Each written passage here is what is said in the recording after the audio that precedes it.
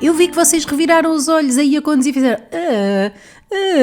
Ou em casa estão a trabalhar, estão com os fones postos, porque há malta que vos está sempre a interromper. Epá, que jingle é este? Parece que estou... Não é? Parece assim meio... Pá, a cena é...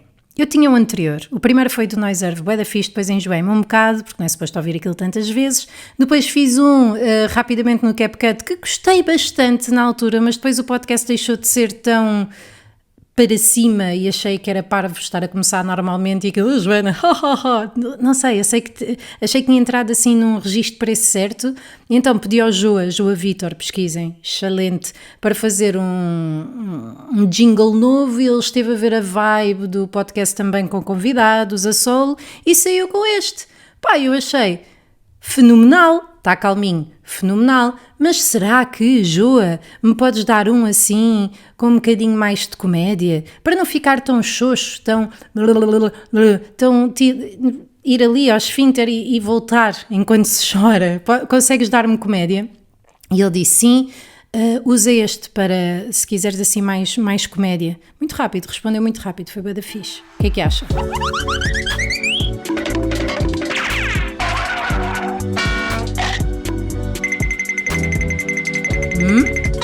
Eu gosto. Não imagino o quanto eu morri quando recebi isto. Não, a passivo-agressivo, que nem sei se foi, do bicho. Pá, o que eu me... que é isto que apetece fazer às vezes a pessoas que nos solicitam.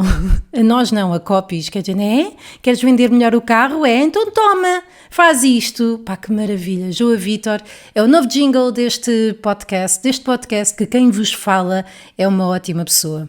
É verdade, sou uma pessoa incrível. Eu percebi-me disso no outro dia no comboio, que passou um senhor a dizer que tinha uma doença na vista, que fiquei a pensar que doença, ganda teaser, não é? Mas que doença na vista, o que é que pode ser? Ok, é cego, mas há vários motivos para ser cego, o que é que... Causas, não diria motivos. Porquê é que me apetece ser cego hoje? E então ele passou a pedir coisas, e ninguém lhe estava a dar nada no comboio, quando era óbvio que ele tinha um problema mesmo. Há malta que passa a correr, que está com blush, que tem um canudo universitário na mão, que tem um bilhete para a Tailândia no outro e que anda a pedir esmola. Isso acontece-me imenso. Mas esta pessoa em particular tinha mesmo os olhinhos sabem? E eu pensei, fogo, ninguém dá nada, ganda má onda. Eu não tinha moedas comigo e então dei-lhe uma garrafa de água. Isto já me correu mal. Isto já me correu bastante mal de... a ver quem esteja a pedir dinheiro e eu dar uma garrafa de água. Houve uma vez uma senhora que disse, não sei o quê, tem dinheiro? E eu, olha, não, tenho aqui uma garrafa de água. E ela fez assim, não, dinheiro, eu pedi dinheiro. Houve outro tipo a quem eu dei um pacote de belgas e ele atirou para o chão também. Então às vezes uma pessoa pensa, ok, eu percebi que querem dinheiro, mas eu, se tivesse fome, eu papava tudo. Mas uma pessoa tem que manter... a boa fé, não é? E este senhor tinha visivelmente um problema, ok? No comboio, tinha os olhos, tinha um problema na vista, como ele disse, ninguém lhe estava a dar nada e eu pensei, eu vou dar-lhe, não tenho moedas, mas vou dar-lhe uma garrafa de água, mas fiquei assim meio a medo, o que é que às vai dizer? Quer uma garrafa de água? E ele, pode ser, a água é sempre boa. E eu, pronto, dei a garrafa, ele aceitou e depois fiquei com um complexo de superioridade nojento, eu estava de fones e tal, mas senti-se uma onda no comboio percebem? Gostava muito de darem qualquer coisa, gostava muito de saírem das vossas vidas e darem um bocadinho de água ao senhor, ou de uma pastilhinha que tenham, custa muito dar aos outros, mesmo que não se tenha moedas, quer dizer, é o mínimo, Sou mesmo uma pessoa incrível, foi o que eu pensei. Isto é ridículo, porque geralmente dizemos, voluntariado nunca... Dizemos, calma, diz-se, ok, as pessoas gostam de fazer voluntariado, mas o voluntariado também faz bem às pessoas. Verdade. Neste caso, eu dei a garrafa de água e dei uma lição enorme a toda a gente naquele comboio e agora fica para vocês também. Deem esmolas para sentirem moralmente superiores aos outros. É a lição de hoje. Mas, já agora, não sei se reparam, mas raramente existe algum tipo de silêncio neste podcast. Eu acho que o Bruno Nogueira edita os silêncios e o Jean do podcast dele. Já pensei em fazer isso, mas por outro lado depois ficava bom demais, sabem? Um podcast bom demais. Uma pessoa tem que se manter aqui neste nível porque também não quer assustar o meio.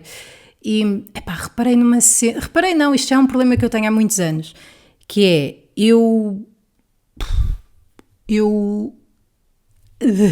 viram? Eu não sei aguentar silêncios. Não consigo aguentar, desde sempre que não consigo aguentar silêncios. No início, quando conheci o meu namorado e havia algum silêncio, eu começava a cantar para encher espaço. Começava, o pai Buda tem muitos filhos, do nada. Ou o Titanic, o desconforto que existe na minha pessoa quando há silêncio, até mesmo no carro, quando dou boleia a amigas da minha filha ou à nossa vizinha para a escola, quando fica ali um silênciozinho. Então, mas que desporto fazes? Está bem a escola? Será que é por isso que os nossos familiares faziam perguntas tão absurdas? Era só para quebrar o gelo e nunca quiseram saber realmente se nós já tínhamos namorado ou não? Que já agora, pergunta delicada. Eu não fui atuar neste sábado, estava rodeada de 5, 6 comediantes e quando houve um silêncio eu estava num estado tal que eu para o preencher disse, silêncio, está um silêncio esquisito. Há que refletir, não é? E o problema é que isto não é um problema recente. Eu fiz psicanálise há uns anos, durante anos, e o psicanalista disse, isso é porque nunca esteve calado ao pé da sua mãe e a sua mãe esteve calada. É como se eu não tivesse ganho um espaço sozinho de vazio em conjunto. E dadas as minhas inseguranças, traumas e eu tenho receio que o silêncio não só seja preenchido com coisas negativas que os outros poderão estar a pensar sobre mim, porque sou o centro do universo. Como é óbvio, sou tudo gira aqui à minha volta. Mas também porque a minha cabeça começa a pensar demasiado no que é que eles estão... o quê? Não sei, eu odeio silêncios. E não foi por ter trabalhado em rádio durante tantos anos e não poder fazer brancas, é mesmo... Acho o silêncio desnecessário. Pensar antes de falar é sempre aborrecido. Tive agora uma reunião com a designer do cartaz do meu próximo espetáculo e ela é... Agora não sei porque falámos em inglês. Suíça? Sim, Suíça. E estivemos a falar e às tantas havia assim um silenciozinho, até porque a net dela era muito tamanhosa. Eu tive a dizer awkward silence. Eu adorava resolver isto, mesmo quando as minhas filhas estão... a minha filha e as amigas estão no carro, eu estou a tentar não encher o espaço, mas se não for eu, quem será? As miúdas conseguem ficar caladas. Isso é detestável, eu não quero voltar a passar por isto. Eu, mesmo ligando da rádio, mesmo estando às 3 da manhã, atividade, não é? Mesmo assim, fica esquisito. E eu adorava... Vamos tentar todos juntos? Vejam lá se conseguem. Espera aí, tenho de ligar aqui o guião.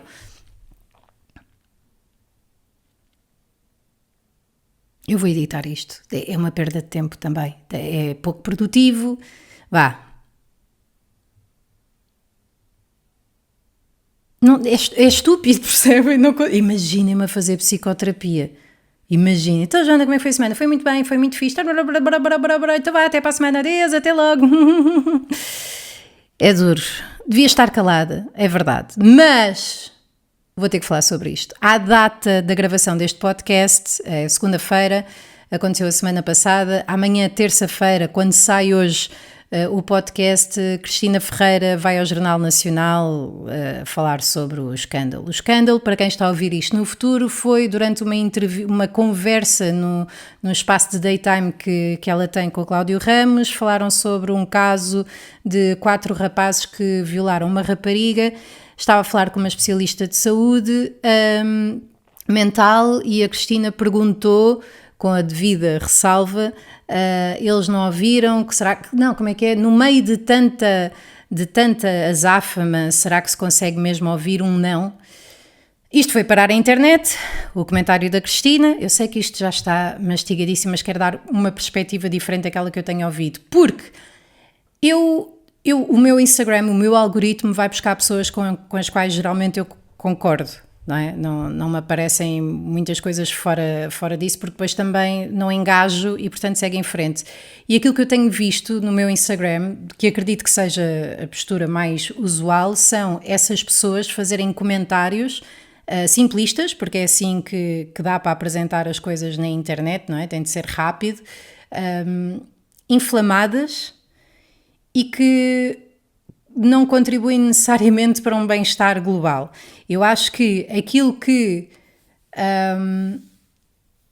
faz com que nós estejamos moralmente certos não quer dizer que seja necessariamente aquilo que possamos pôr na internet, principalmente sobre um tema tão sensível. Não estou a dizer que não o façam, estou a dizer que é exatamente o mesmo problema que leva a Cristina Ferreira a dar a sua opinião em direto, fazer uma pergunta da qual se deduziu possivelmente uma opinião em direto, e acho que todos os que temos criticado isso na internet de uma forma inflamada estamos a fazer. É o mesmo mecanismo, mas com assuntos menos sensíveis. E passo a explicar no meu podcast. Então o que é que acontece? Estive a investigar, porque eu acho que é isso, acho que devemos pensar um bocadinho mais nas coisas, principalmente quando temos alguma repercussão mediática, que não é necessariamente o meu caso, mas há pessoas que têm mais, e eu percebo que não tínhamos todos de ser filósofos ou pensadores, mas hoje em dia não há grande desculpa para isso, não é? Podemos fazer um passeio pela internet. Acho que a malta da minha idade sabe ver fontes fidedignas numa determinada bolha, de onde é que se pode basear, e eu acho que devíamos ter opiniões um bocadinho mais complexas sobre o assunto, sem ser só estou a favor ou estou contra, ou chamar nomes à Cristina. E eu entendo que se fale com esse sentimento, mas acho que talvez pudéssemos também passar uma opinião mais texturada para não incorrer no mesmo erro. Qual é que é o mesmo erro? Temos um espaço, temos um determinado número de seguidores, de pessoas que se identificam connosco ou até que nos admiram de alguma forma, que querem ser nossos amigos, que acham, tudo aquilo que ela diz, ela tem razão. Nós queremos mesmo contribuir para que as pessoas que nos estão a ver e cujo espírito crítico poderá estar um bocadinho mais inferior por sentir alguma ligação a nós, transmitir a nossa opinião daquela forma. Será que não estamos também a contribuir para o destilar de ódio geral? É isso que me preocupa. Não só o destilar de ódio geral, que acho que é a consequência de uma conjuntura, não é? Mas também para um determinado tipo de pensamento que só nos tem trazido dissabores. Nem todos temos esse espaço, nem todos temos essa capacidade, mas acho que todos poderíamos fazer esse esforço, nomeadamente quem trabalha a comunicação ou com a comunicação. Okay? E com isto está incluída também a Cristina Ferreira. Estive a investigar um bocadinho. Não sou psicóloga, não sou socióloga, não sou, filósofa, não sou nenhuma intelectual credibilizada para falar sobre este assunto. Sou meramente uma pessoa que perdeu 10 minutos, 20, a ler sobre isto e fenómenos semelhantes. Então o que é que eu cheguei?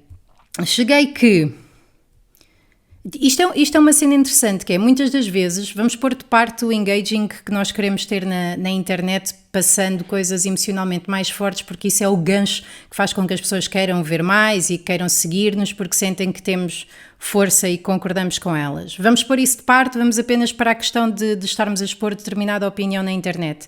A cena aqui é, nós temos a tendência, quando digo nós, por acaso não sou eu, porque sou um bocadinho... passo a expressão coninhas nesse aspecto, e acho que também não é meu lugar, mas temos a tendência para publicarmos rápido, cedo, alguma coisa assim forte, porque sentimos que é um teste de moral e uma oportunidade de posicionamento, que é, eu estou contra esta porcaria, eu estou do lado certo, eu estou do lado dos fixes, quem está fixe venha comigo. É um bocadinho isto, só que isto tem consequências, por causa de algumas coisas que nos unem a todos. Uma delas é, por exemplo, o halo effect. As pessoas que têm mais exposição ou que têm um ar mais, não diria bonito, mas que têm um ar mais inalcançável, isso faz com que quem os ouve, quem os vê, pense, ok, tudo aquilo que esta pessoa diz está certo. É mesmo um mecanismo que acontece, se ela está tão bonita, se ela está com um ar tão natural, se ela tem um ar feliz, ela sabe mais e vive melhor e é mais feliz que eu, portanto tudo aquilo que ela diz está certo. Isto numa primeira instância, depois há quem consiga, quem possa, quem tenha tempo, quem tenha espaço para dar o passo a seguir. Depois ainda existe um fenómeno que se chama parasocial, que é, nós vemos tanto, estamos tão expostos a uma determinada pessoa, ou por causa do algoritmo e porque seguimos essa pessoa, no caso da televisão, por exemplo, que independentemente de ser uma coisa que talvez esta geração consuma cada vez menos, tem ainda uma importância muito grande, que é, quanto mais somos expostos a uma determinada pessoa, mais temos o feeling de a conhecer. E é por isso que funciona tão bem o marketing, não é? De influenciadores, que é, pá, eu conheço esta pessoa, ela é próxima de mim, aquilo que ela diz será automaticamente mais verdade do que aquilo que outros que eu não conheço dirão, ou até de coisas que eu possa buscar. Isso é difícil. E depois ainda existe a referência, não é? Como toda a gente gosta dessa pessoa, segue essa pessoa, quanto maior for essa pessoa, mais parece ter aqui uma espécie de impacto na credibilidade que damos à opinião delas. Claro que isto é variável, não é? Temos pessoas que são muito conhecidas e blá blá blá e que já houve escândalo, já houve não sei o quê, não é por aí. Estou a falar de fenómenos que aparentemente, não sendo eu especialista relativamente a nenhum destes assuntos, que poderão acontecer e que influenciam isto e que nós podemos ter na nossa cabeça quando estamos a fazer comunicações públicas sobre casos que todos concordamos que são graves. Mas mais do que o caso em concreto, estou a falar dos mecanismos, ok? Então o que é que isto acontece? Por estarmos a marcar a nossa posição moral, por estarmos a querer mostrar,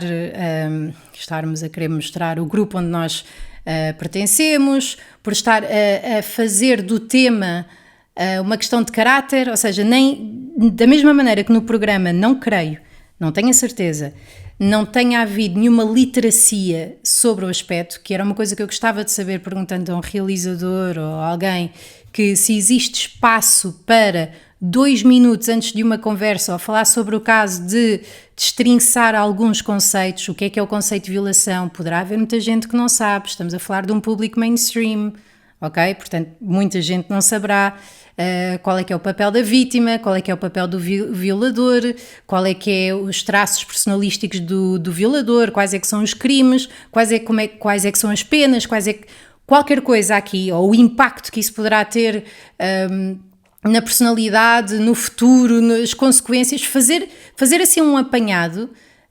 Não sei qual é que é a consequência disso, mas sei que nós, ao estarmos a opinar sobre isso de forma tão simplista e muitas vezes só um take, ou seja, fazemos o take inflamado, mas não fazemos outro a explicar ou a tentar dar alguma info, porque partimos também do princípio que toda a gente que nos segue sabe, que não é verdade, nós estamos a cometer o mesmo erro, ok? Não estamos a dar uma opinião, estamos só a posicionar-nos.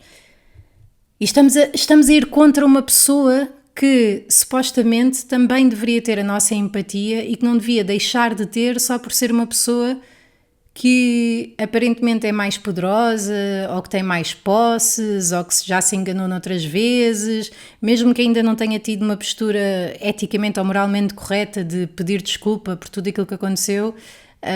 Eu acho que temos de ter empatia por essas pessoas, o que não quer dizer que queira jantar com a Cristina Ferreira ou queira fazer amor com ela, acho que devíamos ter QB de empatia pelo menos para haver um lag de alguns minutos até construirmos a nossa opinião, só isso, por ser um ser humano, ok? Então eu pus-me a pensar, eu percebendo, e todos nós sabemos que o intuito da televisão, tirando, sei lá, a RTP, é ter audiências e, portanto, não se deve sacrificar ou não se pode, até porque há pessoas que dependem disso, sacrificar o formato de entretenimento mais leve, mais agudo, por, de repente, uma coisa informativa. Por acaso, a Oprah fazia isso e acho que corria bastante bem e acho que arranjava ali um bom enquadramento, mas, não sei se estava na generalista, acho que às tantas deu só no canal dela, diria eu, E era a Oprah. Mas acho que é desafiante aqui tentar encontrar um programa de infotainment. Isto é toda uma reflexão de quem é que começou primeiro, a galinha ou o ovo. Será que os média têm o papel de educar? Se sim, se não, se perderia mesmo assim tanta gente se explicassem algumas coisas em vez de estar a fazer um falar de qualquer coisa, mas o falar de qualquer coisa também é homenagear a tradição portuguesa. Há aqui muita coisa, mas eu pus-me a pensar quais são as soluções ou quais poderiam ser as soluções para isto não voltar a acontecer pelo menos tantas vezes. Então pensei, por exemplo, acho que as pessoas que trabalham em média, principalmente de grandes dimensões e que exista uma empresa, um canal que as empregue, se isto ainda não existir, que eu não tenho conhecimento, acho que deviam ter formação sobre determinados assuntos. Acho que devia haver uma espécie de guia de, ok, malta, o nosso posicionamento aqui neste canal é quando se fala sobre isto, é isto, quando se fala, porque as pessoas não são jornalistas, não têm um código geral, digo eu, a não ser o bom senso, que acaba por ser, diria eu, subjetivo, não é? Nós parece que estamos todos do mesmo lado, mas estamos na nossa bolha e está a ser tudo tão inflamado que quem ainda não tenha a oportunidade de pensar sobre isso ou esteja a construir uma opinião ligeiramente diferente, também não se sente à vontade para comentar, por estar tudo tão zangado, não é? Eu lembro-me quando estava nas aulas, tinha um professor aos berros, não ia pensar, professor, já agora, só aqui uma dúvida, ajude-me a perceber, não acontece, eu acho que aquilo que nós queremos é criar conversa, não é? Diminuir barreiras entre uns e outros. E não estou a falar do violador, estou a falar de quem está a dar uma opinião. Eu acho que o organismo que emprega as pessoas que falam com esta responsabilidade pública deveria ter ações de formação, de comunicação, de código sobre isto. Acho que a nível pessoal, não sei se contra mim falo, eu faço o disclaimer, mas aí também podem dizer, a Cristina também fez, está bem, mas quem tem capacidade de ouvir um podcast e ouve um podcast e já estamos só nos 20 minutos, estamos a falar aqui de um determinado género de pessoas que eu presumo que consegue ter algum espírito crítico, consegue, não estou a minorizar os outros, não é isso? Aquilo que eu estou a dizer é, geralmente as pessoas que não conseguem pensar tanto sobre as outras coisas são pessoas que não têm tempo ou capacidade intelectual para se cultivarem, não tiveram nível de educação ou não tiveram acesso à educação, têm ou tiveram vidas muito complicadas. Portanto, aquilo quando eu digo que têm algum espírito crítico, não estou a dizer que são todos burros, não é isso que eu estou a dizer que não tiveram as mesmas oportunidades ou que neste momento não têm um espaço saudável para, estou a ser chata, desculpem, para o fazer. Portanto, eu acho que deveria haver essa formação. Acho que também quando existe uma exposição tão grande e mainstream de algo e que se sabe que se é detentor de tanta credibilidade e de following, que além de haver a nível pessoal, não meu, das pessoas, um cuidado extra para não lhe caírem em cima por estar a falar sobre assuntos sensíveis e poder ser mal entendida, acho que deveria haver um brio também, apesar de possivelmente não haver esse tempo, essa margem na preparação de um programa diário, ainda assim podia haver o brio de investigar sobre o tema, de sistematizar como é que pode ser abordado, o que é o mais correto, o que é que respeita a vítima, o que é que não respeita, o que é educativo, a própria pessoa informar-se, conversar com pessoas que sejam entendidas no assunto, mesmo que seja em off, não precisa de ser em on.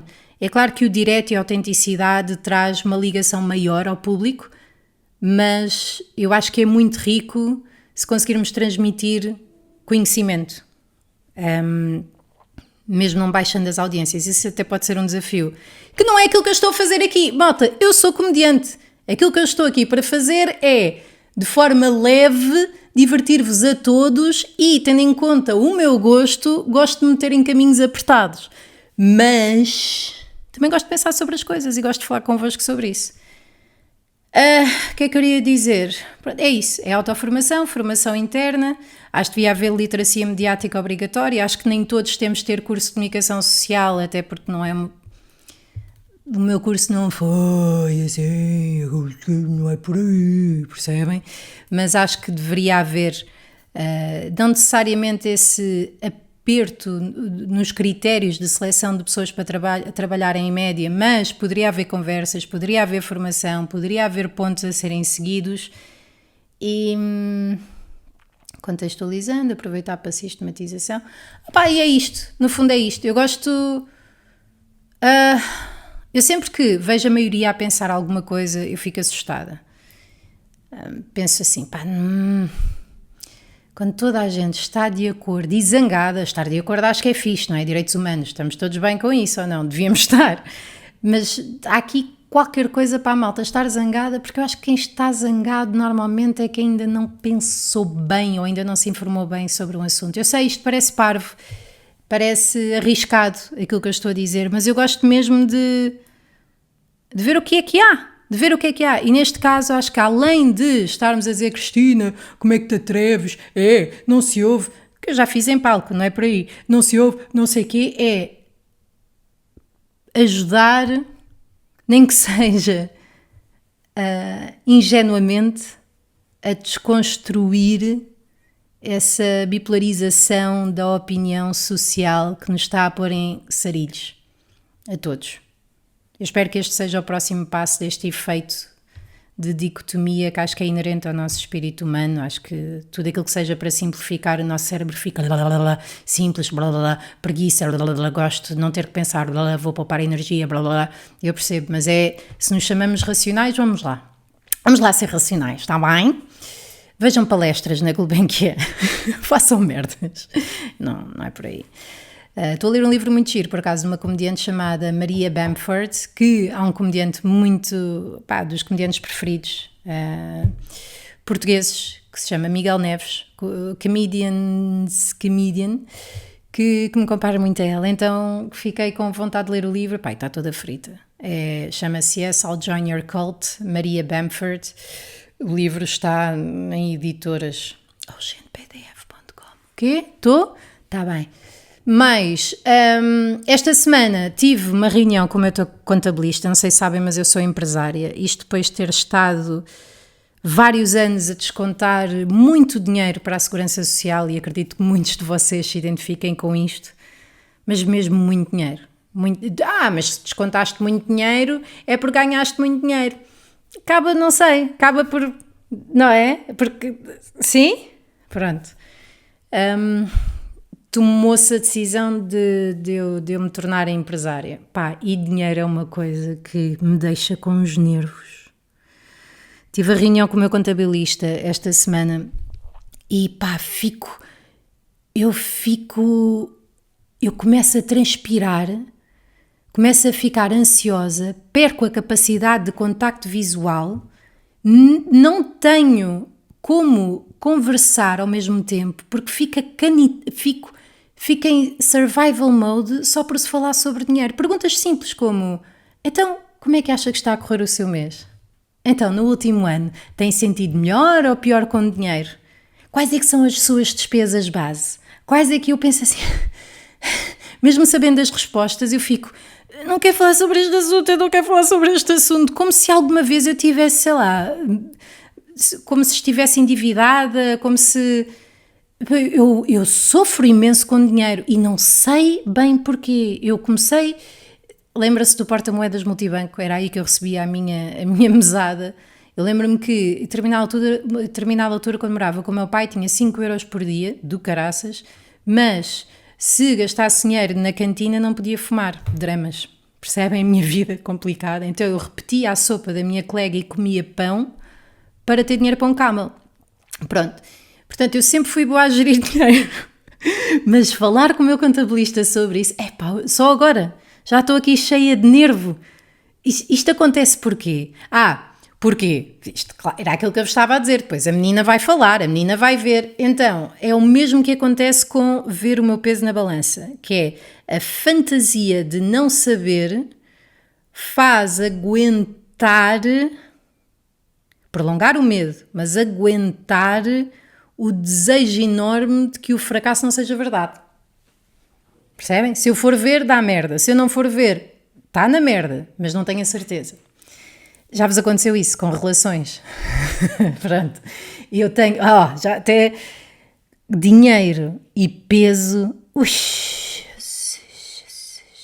É nervos. E faço terapia, como eu me farto de dizer. Estou... Mas ando a fazer o contrário. Então o que é que eu ando a fazer? Ando a medir que tudo aquilo que me dê vontade de não fazer nestas coisas, não é tudo o resto, eu ando a fazê-lo, porque significa que se eu não faço é porque me estou a proteger. Se me estou a proteger é porque, estou a entrar em negação. Se estou a entrar em negação, não estou a permitir a renovação, a evolução. Então, bora lá fazer isso. É chato, na altura dói. Por acaso não dói assim tanto, porque a minha ideia é tão pessimista do resultado que mesmo a concretização do meu pior receio acaba por dar alguma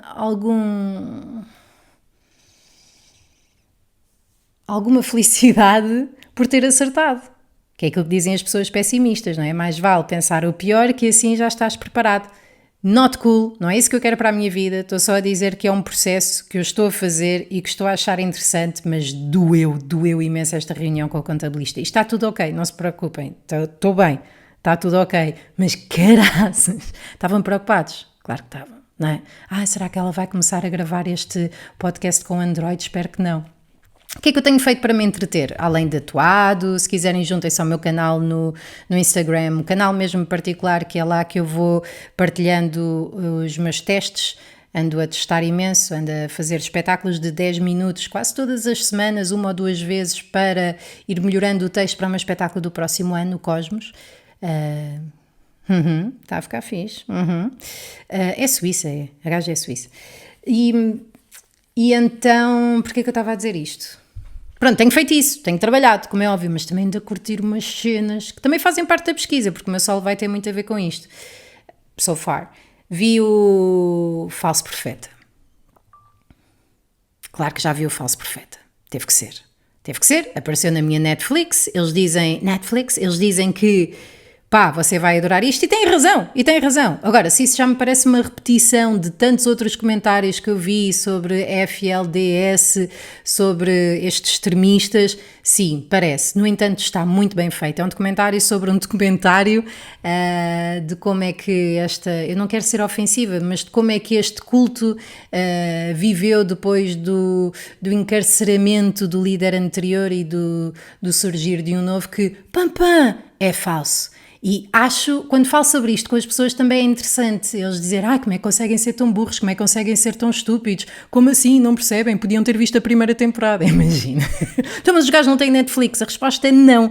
E é exatamente isto que eu estava a falar antes, que é claro que há mais do que burrice aqui. Não é questão de burrice, é quando vocês são criados, vocês sabem, não é? As pessoas que me ouvem sabem, mas quando se é criado num determinado ambiente, com determinados vocabulários, conceitos, fragilidades, uma sociedade totalmente estruturada para uma ausência de pensamento coletivo que leve a uma individualização, é normal que estas coisas aconteçam. Aliás, esta malta estava desesperada por ter alguém que voltasse a liderar. Era um rebanho sem pastor. Daí também ser, não é, o vocabulário emprego neste tipo de situações. O documentário está muito interessante, está tão... a realidade é tão absurda que parece mesmo que estamos a ver um filme, mas é mesmo muito interessante. Dá para empatizar, dá para ter nojo, dá para nos pormos em ambos os lugares. É muito interessante, o Falso Profeta. Nisto, como eu tenho problemas e adoro ver coisas problemáticas, descobri que existe um documentário na internet chamado Child of Rage. E já passou imenso tempo, é de 1990, foi um documentário que gerou imensa controvérsia porque utilizou mesmo imagens reais da entrevistada, que à altura era muito pequenita, que foi uma criança que na altura era, não sei, foi mais ou menos diagnosticada de psicopatia, que ela durante a entrevista está a dizer, quando é pequenina, entrevistada por um psicólogo, o que é que lhe apetecia fazer ao irmão, o que é que fez, porque os pais a tinham de trancar no quarto, porque senão podia sair e andar à facada com o irmão, que era aquilo que ela gostava mais de fazer, era matar o irmãozinho, que se masturbava imenso e que ficava com o pipi... Bem, não vos vou estar aqui a dizer, mas para quem goste isto parece que estou a comer pipocas, não é? A falar de onde. Eu sei, mas ganha-se assim alguma desensibilização, não é? É incrível, incrível. Comecei a apaixonar-me por ver entrevistas no YouTube destas antigas, porque as novas já estão polidas, já existe a sensibilidade destes novos tempos, maior conhecimento, a condução da entrevista é muito mais respeitadora, as pessoas já estão medicadas quando são entrevistadas, e então ando a papar entrevistas cruas dos anos 80 e 90 no YouTube de, não sei, catatonic, schizophrenic. Isto também vi o Monsters Inside na Netflix, o 24 Faces do Billy Milligan. Acho que foi aqui que começou a minha obsessão, porque eles passaram mesmo as entrevistas antigas dele, que é fenomenal ver o quão surreal parece a questão da múltipla personalidade, que eu não sei até que ponto é que o diagnóstico continua o mesmo aos dias de hoje, porque as nomenclaturas vão mudando, vai aumentando conhecimento, DSM, blá blá blá blá blá blá, mas é interessante ver como tudo aquilo parecia tão falso por ser tão absurdo. Ver a mudança de personalidade dele, que, by the way, as pessoas acham mesmo que ser bipolar e ter duas personalidades não é a mesma coisa. Aconselho também este documentário giro, Monsters Inside, The 24 Faces of Billy Milligan. O caso foi de 1985. Houve um documentário sobre ele, lá está, e então depois é que tornaram isto uma coisa moderna. Blá, blá, blá, blá, blá, blá, blá. Pronto, ando a ver isto e estou a adorar. Estou mesmo a adorar.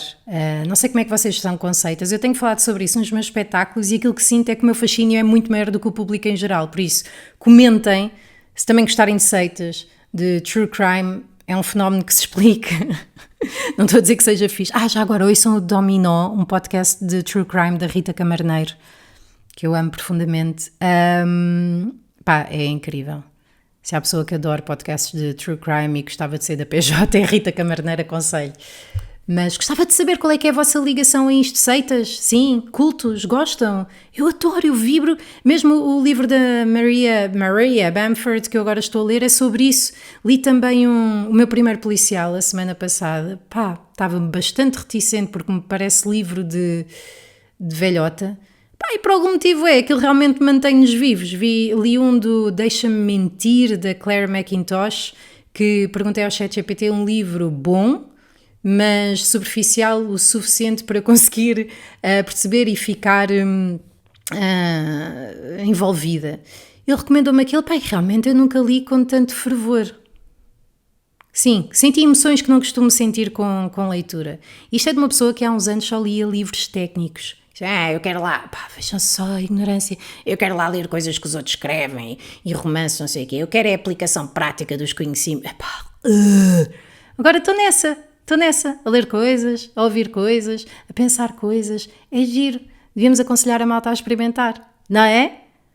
Estou pedante, desculpem, não sei o que é que se passa comigo hoje. Aliás, eu não ando igualmente bem e igualmente perdida, sabem? Nunca estive tão feliz e acho que ter uma consciência tão aguda dos meus dias e da minha presença também faz eu ter aqui um paradoxo entre felicidade e atenção.